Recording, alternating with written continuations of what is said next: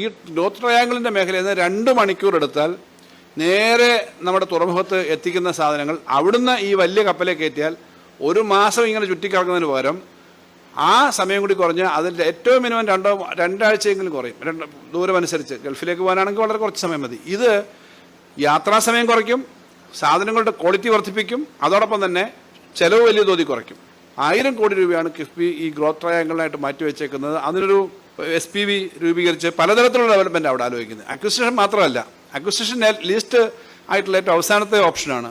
ആളുകൾക്ക് ഈ സ്ഥലം വാങ്ങാം, നേരിട്ട് നെഗോഷിയേറ്റഡ് പർച്ചേസ് പറ്റും. എനിക്ക് കുറച്ച് സ്ഥലമുണ്ട്, നിങ്ങൾക്ക് കുറച്ച് സ്ഥലമുണ്ട്, ഈ സ്ഥലം നമ്മളൊരു വികസനത്തിനായിട്ട് കൊടുക്കും, ലാൻഡ് പൂളിംഗ്. അതിനകത്ത് അവിടെ ഡെവലപ്മെൻറ്റ് ഉണ്ടാകുമ്പോൾ അതിൻ്റെ ബെനിഫിറ്റ് നമുക്കും കൂടെ കിട്ടുന്ന തരത്തിലേക്ക് ലാൻഡ് പൂളിംഗ് ഉണ്ട്. ഇങ്ങനെ പലതരത്തിലുള്ള മോഡൽ ഉപയോഗിച്ചുകൊണ്ട് നമുക്ക് വിഴിഞ്ഞം, Kollam, Punalur industrial and economic triangle എന്ന് പറയുന്ന ഒരു വലിയ പദ്ധതി വളർച്ചാ മുൻപ് നമ്മൾ പ്ലാൻ ചെയ്യുന്നുണ്ട്. അത് നമ്മുടെ വിഴിഞ്ഞം വന്നതിൻ്റെ പശ്ചാത്തലത്തിൽ കേരളത്തിൽ വലിയ കുതിച്ചുചാട്ടം ഉണ്ടാക്കാനുള്ള ഒരു പദ്ധതിയായിട്ട് മാറും എന്നാണ് പ്രതീക്ഷിക്കുന്നത്.